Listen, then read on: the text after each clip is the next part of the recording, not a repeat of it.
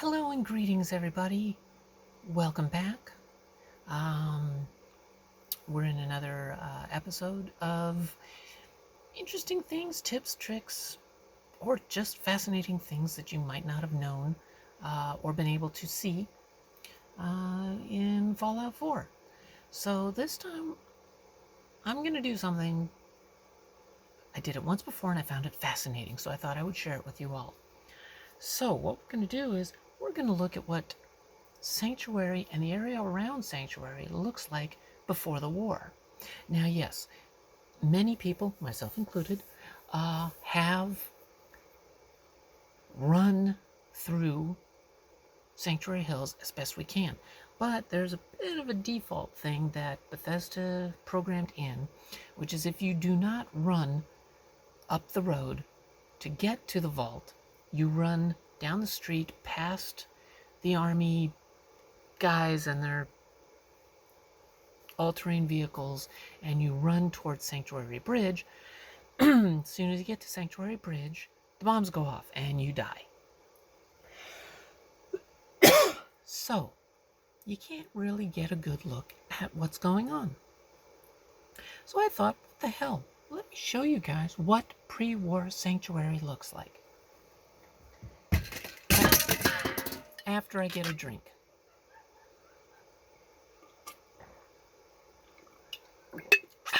Because I've been talking a lot today. So, let us toggle the free cam.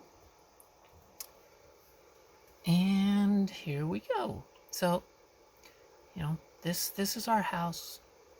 We all know what the house looks like, okay? So, Codsworth's there waiting for us. Television, here's the door, Go out the door. Now, here's the Vault-Tec rep, and he's just sitting here waiting for this lady. Well, yeah, actually, I got something I need to show you guys about that too, regarding this lady in this house. So this lady and her son live here in this house, and the Vault-Tec rep is here waiting for her to show up. And I find it interesting that he is standing here and actually doing things. He's just kind of waiting for, honestly, I forgot her name. Mrs. Rosa, I think, to answer the door. Now, as you can see, we're partially in the house now, and there's actually nothing here. But that's not important. Now, what I did find interesting is this trunk is already open. Now, when we get the, oh my God, you gotta leave the house and run for the vault, you got the family standing out here, and the trunk is open, and they're messing with their suitcases and such. But I found it interesting that this is already open. Oh yeah, right. Mrs. Rosa and her son, who's running around in his Halloween costume, early as Codsworth says. And yeah, they live in this house. And I'll do another video regarding this house that I found interesting. That Bethesda, never actually, Bethesda. So anyway, over here, we've got the, honestly, we find out as we're running that there is a female couple living in this house. And I thought that was great. It is an interracial lesbian couple, which is cool. Hey, to each their own, and the world is filled with all sorts of people. And, speaking as a lesbian myself, I think that's pretty awesome. But what I found interesting, which I never noticed before, is they've got a baseball glove on the ground. Now, of course, Miss Rosa's kid is running around playing and screwing around and probably dropped his baseball glove. But I don't remember ever seeing this glove on the ground when we're told to run towards the vault. So I thought that was interesting. And then when you get running over here, you got some nice flamingos. And this neighbor has left a broom on the ground. You don't see that in after the bomb, or just before the bombs drop.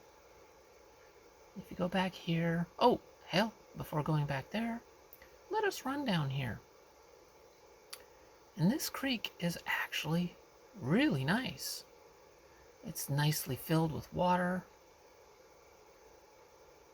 This is a beautiful looking creek. Nice trees.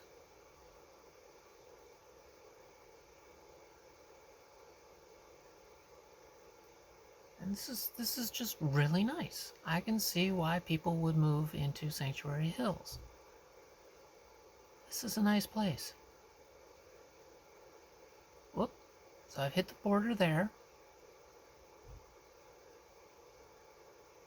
Yeah, that makes sense. That water line right there is the border. So let's just run this way.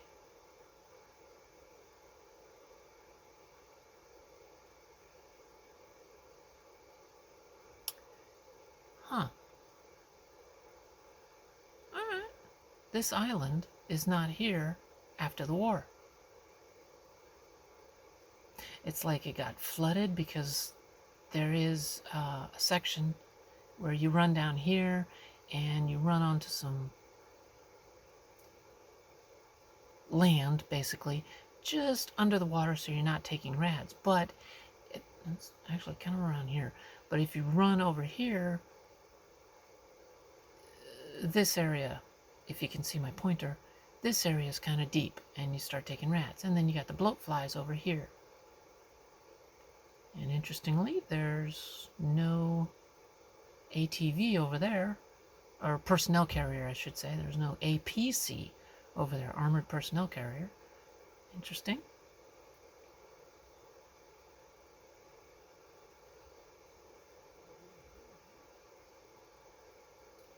The road is not finished, but hell, there's no red rocket. Probably because as soon as I go forward, it's going to disappear. Yep. So over here, now this I found fascinating, is that this wall is already kind of post-war. You know, nice and clean, but then blasted away. Broken. We've already got the dead trees that we can scrap once we get there.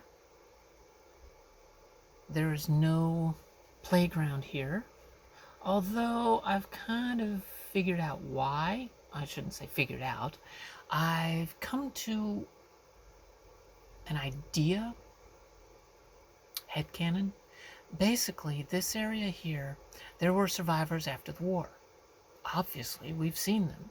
We've seen non-irradiated humans, or not obviously irradiated humans, and we've seen ghouls, as well as feral ghouls, but we're not talking about feral ghouls. And so, the people who didn't get fried, when we see the skeletons up there at the vault, they came running back down here to Sanctuary Hills and tried to wait it out. And many of them survived. So because they survived, they basically started putting in playground equipment. They were just trying to make a go of this world that blew itself to hell. So that's why there's park equipment, children's playground equipment over there. But I thought this was interesting. This heavily damaged pre-war, post-war wall just ends. But when we get into the post-war, obviously this area is filled in. Damn, this is nice looking water. Come over here.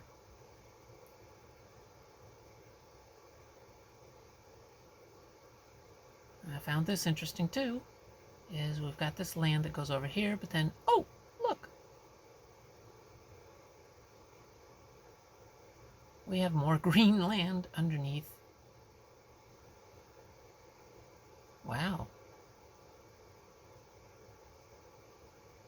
Damn, this looks like an entire other world underneath. Like this is mountain ranges with, you know, deserts and trees and rivers, if you look at the gray stuff, and snow-capped mountains. This is interesting. Let's just head back out here. So we head around here. And interesting little, just like, hell, nobody's going to be seeing this stuff. Because we're not... I'm in the water now. And now, wow. Oh, dirty water. Interesting. Huh. Dirty, murky water. And, yeah. Over there, right about in here, is where you can get the... there's a little boat and a skeleton where you can get some free leather armor. I wonder if I can go over here. Oh, wow. How far can I go? Hey, is there anything under here? Ah, no, not yet. Okay, so there's no... If you have gone in post-war, there's a bunch of blasted out cars and things like that under here. But not right now. Oh, there we go. That's it. Can't go over there to the robot disposal yard.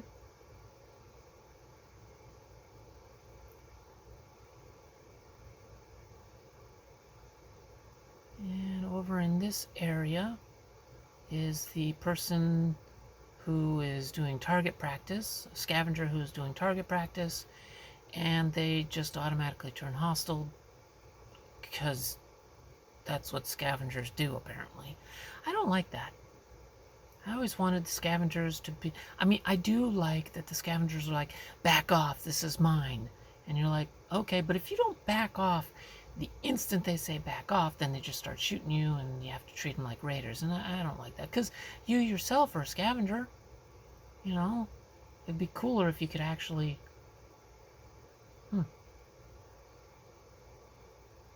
go down, whoop, looks, and you go way back here, looks like, oh, the trees are on land, way back in the distance.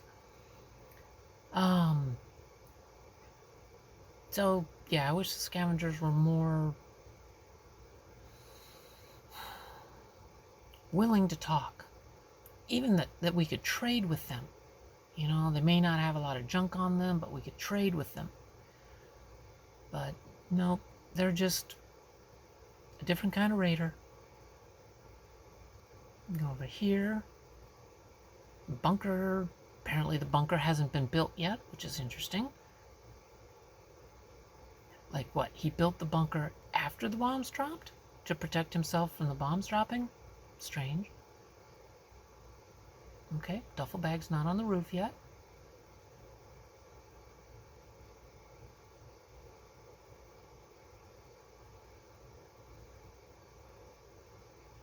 This place has a lot of blue houses. This one actually kind of doesn't... This one looks more white than yellow. No, this one's apparently yellow. Still looks kind of white. I like these houses. I'd love to have one of the real world versions. I forgot what they're called, but there are real world...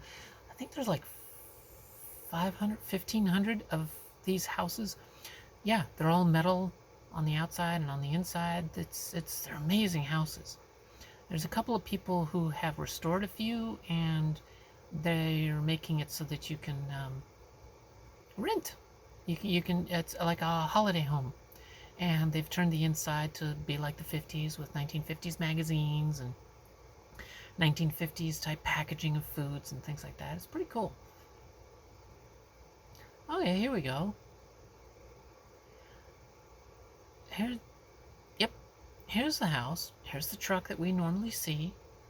And here's the house. The roof is usually pretty collapsed inside. But then there's like this roof here that's sort of collapsed on top of a car frame. So basically this is a carport, just like this, over here. Because after the war, this carport is still here. This car is gone, but this carport is still here. So where's the carport for this one? and there's no car down there. This truck is still here, and it's a red truck. But yeah, there's no place for a car to be over there. Oh, hey, yeah. No backyard. No place for the dog in the doghouse. But in the terminal at the drug dealer's house, which is this one over here, he talks about the people in the house that we were just visiting giving drugs to their dogs, which he thought was a horrible idea. And yet there's no doghouse or anything back there. Yeah, let's see, this is the drug dealer's house. Oh, no chem station.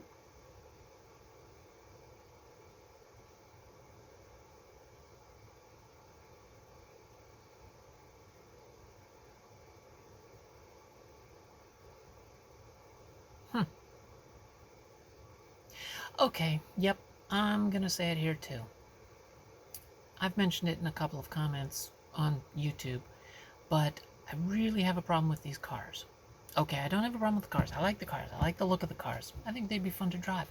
I have a problem with their scale, with the size of the cars. Now, I have used Place Everywhere, and it comes with a scaling tool, so you can resize pretty much anything that is allowed, including the cars in the game. If you can scrap the cars in the game, which you can resize them. And these cars are too big. They should be like 10 minimum to 15% smaller than they are to actually fit on these freaking roads, or the roads need to be about 15-20% larger to accommodate these vehicles. These things are just too big. And yes, if these things are shrunk down to, 85% of full size, so basically shrunk down 15%, it still fits adult, your character could still climb inside and fit. But the vehicles would fit on these roads much better. Oh, yeah, there's a tricycle. Why is there a tricycle over here? I guess the boom, and this tricycle got blown all the way to our house in the post-war. Also, well, this car probably ends up over there, or maybe that car ends up over there after the war. Funny thing is, it's a different color. All these things are this seafoam green, and the cars over here are red, and I think one's supposed to be this one, but it's burned out or something, I don't remember, but it's definitely not blue. Oh, okay, so this car ends up here, post-war, with a bunch of dead leaves and detritus in it,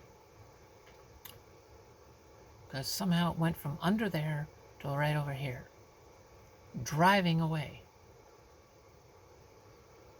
But these vehicles are blocking it. Interesting.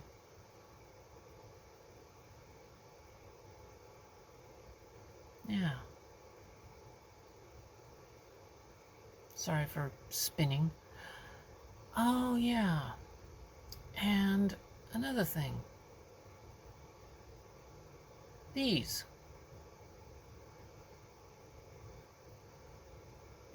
are lights. I really wish that Bethesda would have given us these things to light up. They give us street lights, and they give us lamps and house lights and such like that, the ceiling lights. But these things, they're porch lights. This would shine at night so people could see the house. This here would technically light up the house address, or again, just for safety, you got this light going so you can look out your window and see who the hell is standing out here. And so yeah, these things they're lights. Just get down here and go up here, and you can see, whoops, this that's a light. Now, of course, it's turned off, so, because it's 9 o'clock in the morning, so why would it be on? Oh, and then these things are, these things are a little confusing, because they're sort of like lights, but they're also windows. But they're fogged windows, so they basically just let in diffused sunlight, which, right here, funny enough, it's the same color as the wall, but when you go in, sunlight. Or they're lamps. They just happen to be in the same place where, sun could hit. So yeah, it would be neat if somebody actually made these things into lights or windows, and it would be awesome if somebody could make these as a separate lighting option that we could add to our builds, our post-war builds. For those of us who want to or can build these kinds of houses, yeah, it'd be great. So let's see, I need to stop this soon because I am actually making myself sick. Nauseous by turning too quickly, so I apologize. I've probably already knocked out most of you viewers. But yeah, see, and that light right there shines in the backyard. So yeah. Oh, I should before I log off, some people may be interested. Here's what this place looks like right now. Very pixelated, because you're not really supposed to be up here seeing this.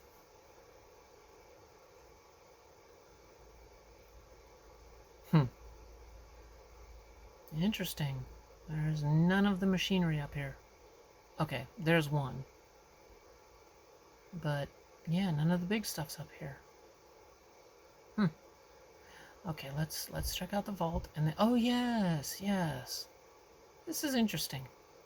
I think this is basically here as...